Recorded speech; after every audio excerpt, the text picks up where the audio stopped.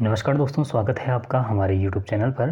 दोस्तों, आज हम इस वीडियो में बायोलॉजी के कुछ महत्वपूर्ण प्रश्नों को सॉल्व करेंगे। ये जितने भी प्रश्न होंगे ये सभी प्रश्न प्रीवियस ईयर पेपर में पूछे गए हैं, विभिन्न कॉम्पिटिटिव एग्जाम से पूछे गए हैं, तो इम्पोर्टेंट हो जाते हैं। तो आप इस प्रैक्टिस सेट को पूरा देखिएगा और चैनल की प्लेलिस्ट में मैंने प्रीवियस ईयर पेपर्स के क्वेश्चन सॉल्व कराए हुए हैं, आप उन वीडियोज़ को भी देख लीजिएगा। ठीक है, तो चलिए आज की वीडियो को हम शुरू करते हैं। देखिए, इसमें पहला क्वेश्चन है, लाइसोसोम कार्य करते हैं प्रोटीन संश्लेषण में, प्रोसेसिंग एवं पैकेजिंग में, अंतःकोशिकीय पाचन में या फिर वसा संश्लेषण में। तो इसका सही आंसर है ऑप्शन सी, अंतःकोशिकीय पाचन में। और इसी कारण लाइसोसोम को आत्मघाती थैली भी कहा जाता है। ठीक है, अगला क्वेश्चन है, कोशिका भित्ति होती है पारगम्य, अर्धपारगम्य, चयनात्मक पारगम्य या फिर अपारगम्य। तो इसका जो सही आंसर है वह है ऑप्शन ए, पारगम्य। जो कोशिका भित्ति होती है वो क्या होती है? पारगम्य होती है। अगला क्वेश्चन है, माइटोकॉन्ड्रिया का भीतरी वलन क्या कहलाता है? क्रिस्टी कहलाता है, ऑक्सीसोम्स कहलाता है, मैट्रिक्स कहलाता है या फिर माइक्रोसोम्स कहलाता है। तो जो माइटोकॉन्ड्रिया का भीतरी वलन है उसे हम क्रिस्टी कहते हैं। ठीक है, ऑप्शन ए। देखिए, अगला क्वेश्चन है, माइटोकॉन्ड्रिया किस में अनुपस्थित रहता है? यीस्ट में, कवक में, जीवाणु में या फिर हरे शैवाल में। तो इसका जो सही आंसर है वो है ऑप्शन सी, जीवाणु में माइटोकॉन्ड्रिया नहीं होता। ठीक है, अगला क्वेश्चन है, जीव द्रव्य प्रोटोप्लाज्म शब्द का प्रयोग सर्वप्रथम किसने किया था? तो जीव द्रव्य का जो सबसे पहले प्रयोग किया था वो क्या था? ऑप्शन बी, पुरकिंजी ने किया था। ठीक है, देखिए अगला क्वेश्चन है, जीव द्रव्य जीवन का भौतिक आधार है, यह कथन किसका है? हेनरी का, लेमार्क का, हेक्सले का या फिर ट्रेविरस का। तो इसका जो सही आंसर है वो है ऑप्शन बी, लेमार्क ने कहा था कि जीव द्रव्य जीवन का भौतिक आधार होता है। ठीक है, अगला क्वेश्चन है, डीएनए हेलिक्स का प्रारूप, जो डीएनए हेलिक्स मॉडल है ये किसने दिया था? तो ये दिया था वाटसन क्रिक ने दिया था। ठीक है, अगला क्वेश्चन है, न्यूक्लियस की खोज सर्वप्रथम किसने की थी? तो न्यूक्लियस की खोज किसने की थी? ये की थी ब्राउन ने की थी सबसे पहले। ठीक है, देखिए अगला क्वेश्चन है, कोशिका की क्रियात्मक गतिविधियां नियंत्रित होती हैं केंद्रिका द्वारा, माइटोकॉन्ड्रिया द्वारा, जीव द्रव्य द्वारा या फिर केंद्रक द्वारा। तो जो कोशिका की क्रियात्मक गतिविधियां होती हैं इसे कौन नियंत्रित करता है? ये करता है केंद्रक। ठीक है, तो इसका आंसर होगा ऑप्शन डी, केंद्रक। अगला क्वेश्चन है, गुणसूत्र क्रोमोसोम शब्द किसने दिया था?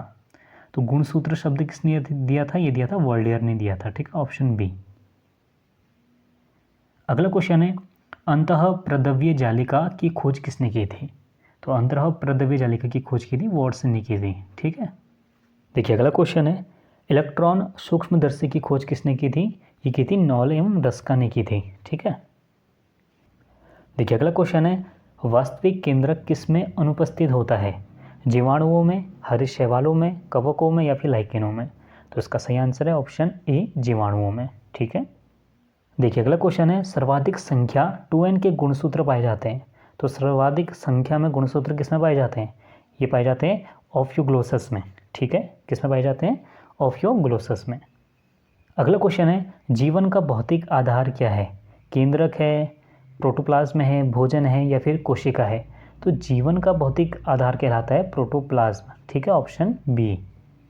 अगला क्वेश्चन है, पत्तियों को हरा रंग प्रदान करता है।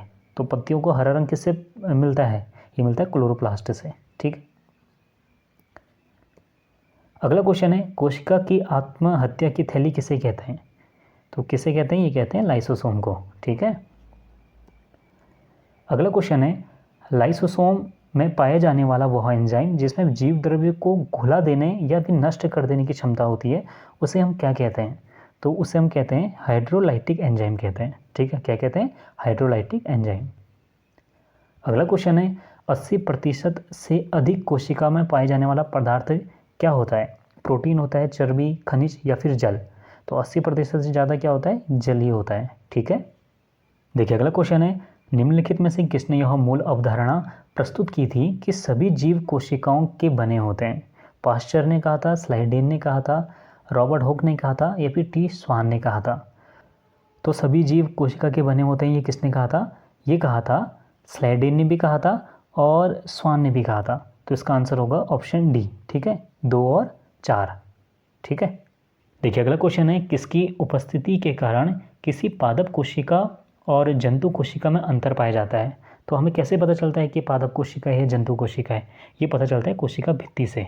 ठीक है, देखिए अगला क्वेश्चन है, गोल्गी काई का प्रमुख कार्य क्या है? श्वसन करना, या फिर कोशिका विभाजन शुरू करना, या पाचक रस उत्पन्न करना, या फिर स्रावी के रूप में होता है? तो इसका जो सही आंसर है वो है ऑप्शन डी। ठीक है, देखिए अगला क्वेश्चन है, निम्नलिखित में से कौन सा कोशिकांग डीएनए रखता है? तो कौन रखता है डीएनए? वो रखता है माइटोकॉन्ड्रिया। माइटोकॉन्ड्रिया के पास भी डीएनए होता है। ठीक है, अगला क्वेश्चन है, कौन सा कोशिकांग प्रोटीन संश्लेषण में प्रमुख भूमिका निभाता है? तो ये निभाता है एंडोप्लाज्मिक रेटिकुलम और राइबोसोम। ठीक है, ऑप्शन बी। देखिए अगला क्वेश्चन है, कौन सा अंगक प्रायः जंतु कोशिका में उपस्थित नहीं होता? तो जंतु कोशिका में क्या नहीं मिलता? हरित लवक नहीं मिलते हैं। ठीक है, लवक नहीं होता उसमें। बाकी गोल्गी काई, माइटोकॉन्ड्रिया, अंतःप्रद्रव्य जालिका सब होते हैं। अगला क्वेश्चन है, निम्न जोड़ों में से कौन सा गलत है? तो आपके ऑप्शन हैं, शंक्वाकार जड़ प्याज की, या फिर तर्कु रूपी जड़ मूली की, कुंभी रूपी जड़ शलजम की, और ऑप्शन डी है श्वसन मूल मैंग्रोव पौधे। तो जो प्याज की यहाँ पर शंक्वाकार जड़ बताया गया है ये गलत है। ठीक है, प्याज की शंक्वाकार जड़ नहीं होती। देखिए अगला क्वेश्चन है, श्वसन पाई जाती है, तो किस में पाया जाता है हमें यहाँ बताना है। तो श्वसन पाया जाता है इसमें राइजोफोरा में। ठीक है, ऑप्शन बी। देखिए अगला क्वेश्चन है, पेड़ में निम्नलिखित में से कौन सा हमेशा रहता है? तो निम्नलिखित में से कौन सा एक ऐसा भाग है जो पेड़ में हमेशा रहता है, यहाँ ये पूछ रहा है। तो जो जड़ होती है, जड़ पेड़ में हमेशा रहती है। ठीक है, कि पत्तियाँ भी झड़ जाती हैं, फल भी हमेशा, ऐसा नहीं कि हमेशा पेड़ में रहे, और टहनियाँ भी टूट सकती हैं, लेकिन जड़ हमेशा, अगर पेड़ है तो जड़ हमेशा रहेगी। देखिए अगला क्वेश्चन है, आलू का खाया जाने वाला भाग कौन सा होता है? तो आलू का खाया जाने वाला भाग होता है, उसे हम कहते हैं तना। ठीक है, उसे जड़ मत समझ लेना, वो तना होता है। अगला क्वेश्चन है, पर्णकाय स्तंभ एक रूपांतरण है, जड़ का, तना का, पत्ती का, या फिर इनमें से कोई नहीं? तो इसका जो सही आंसर है वो ऑप्शन है बी। ठीक है, तना का। अगला क्वेश्चन है, नागफनी में प्रकाश संश्लेषी कार्य कैसे होता है? तो हमें बताना है किसके द्वारा होता है। तो नागफनी में ये कार्य होता है पर्णकाय स्तंभ द्वारा। ठीक है, अगला क्वेश्चन है, निम्नलिखित में से कौन सा एक तना है? आलू, गाजर, शकरकंद, या फिर मूली? तो अभी मैंने बताया आलू जो होता है, आलू एक तना होता है। ठीक है, बाकी ये गाजर, मूली, शकरकंद ये सब जड़ें होती हैं। देखिए अगला क्वेश्चन है, मात्र पौधे के समान पौधे प्राप्त होते हैं, किसके द्वारा प्राप्त होते हैं? ये प्राप्त होते हैं तने के कलम से।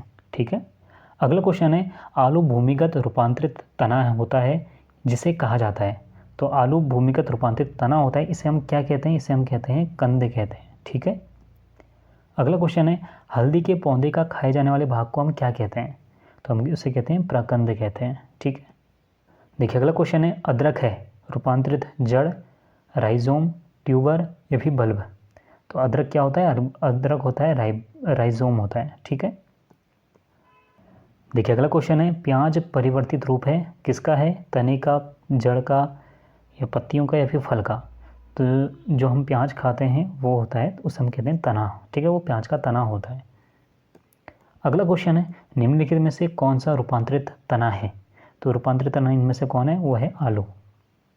अगला क्वेश्चन है, निम्न में से किसकी पत्ती में पर्णदल प्रायः न्यूनीकृत होता है, सबसे कम होता है? तो यह होता है ऑप्शन डी, शुष्कोद्भिद में। देखिए अगला क्वेश्चन है, शरद ऋतु में पत्तियां शाखाओं से टूटकर नीचे गिर जाती हैं, तो ऐसा क्यों होता है? ऐसा होता है विलगन परत उसमें एक बन जाती है, तो उसी के कारण ये पत्तियां शाखाओं से टूटकर नीचे गिर जाती हैं। अगला क्वेश्चन है, पुष्पों का अध्ययन क्या कहलाता है? तो पुष्पों के अध्ययन को हम कहते हैं एंथोलॉजी। ठीक है, देखिए अगला क्वेश्चन है, वे पौधे जिनमें कभी पुष्प नहीं बनते उन्हें हम क्या कहते हैं? तो उन्हें हम कहते हैं क्रिप्टोगेम्स कहते हैं। ठीक है, ऑप्शन सी। अगला क्वेश्चन है, पूर्ण पुष्प में पाया जाता है, तो पूर्ण पुष्प में क्या पाया जाता है? पुमंग और जायंग भी होता है, और बाह्य दल और दल भी होता है। तो इसका जो सही आंसर है वो होगा ऑप्शन ए और बी। ठीक है, अब यहाँ पर दल, पुमंग और जायंग दिया है, और इसमें बाह्य दल नहीं दिया है, तो बाह्य दल भी होता है, तो इसका आंसर होगा ऑप्शन सी। अगला क्वेश्चन है, पुष्प के जनन चक्र हैं, तो पुष्प के जनन चक्र क्या होते हैं? पुमंग और जायंग होते हैं। ठीक है, अगला क्वेश्चन है, भारत का राष्ट्रीय पुष्प क्या है? तो भारत का राष्ट्रीय पुष्प क्या है? कमल है। ठीक है, देखिए अगला क्वेश्चन है, संसार का सबसे बड़ा पुष्प कौन सा होता है? तो सबसे बड़ा पुष्प कौन सा है? रेफ्लेशी है। ठीक है, और सबसे छोटा कौन सा होता है? वो होता है वुल्फिया। देखिए अगला क्वेश्चन है, संसार का सबसे छोटा पुष्प कौन सा है? तो वो क्या होता है? वो वुल्फिया होता है। देखिए अगला क्वेश्चन है, फूल गोभी के खाए जाने वाले भाग को हम क्या कहते हैं? तो उसे हम कहते हैं पुष्पक्रम। अगला क्वेश्चन है, पौधे के वायवीय भागों से वाष्प के रूप में जल हानि को हम क्या कहते हैं? तो पौधे से जो जलवाष्प होता है तो उस क्रिया को हम क्या कहते हैं? यहाँ ये पूछ रहा है, तो उसे हम कहते हैं वाष्पोत्सर्जन। ठीक है, अगला क्वेश्चन है, वाष्पोत्सर्जन होता है तो किससे होता है? सभी वायवीय भागों से। अगला क्वेश्चन है, वाष्पोत्सर्जन में क्या होता है? तो वाष्पोत्सर्जन में क्या होता है? पत्तियों से पानी वाष्प के रूप में निकलता है। अगला क्वेश्चन है, वाष्पोत्सर्जन मापी यंत्र को हम क्या कहते हैं? तो वाष्पोत्सर्जन मापी यंत्र को हम कहते हैं पोटोमीटर। इसे याद कर लेना। और जो इसमें हाइग्रोमीटर है, या हाइग्रोमीटर वायुमंडल में आर्द्रता को नापता है। आर्द्रता कहने का मतलब है कि हमारे वायुमंडल में ह्यूमिडिटी को नापता है। ठीक है, देखिए अगला क्वेश्चन है, पौधे में वाष्पोत्सर्जन की क्रिया किस में होती है? जड़ में, तने में, पत्ती में, या फिर पूरे पौधे में? तो पूरे पौधे में ही होती है। ठीक है, तो दोस्तों ये थे आज के कुछ महत्वपूर्ण प्रश्न। आशा करता हूँ कि वीडियो आपको अच्छी लगी होगी। डिस्क्रिप्शन बॉक्स में मैंने टेलीग्राम ग्रुप और व्हाट्सएप ग्रुप का लिंक दिया हुआ है, आप हमारे ग्रुप्स को भी ज्वाइन कर सकते हैं। तो चलिए दोस्तों, आज के लिए बस इतना ही। मिलते हैं अगली वीडियो में। हमसे जुड़ने के लिए थैंक यू सो मच।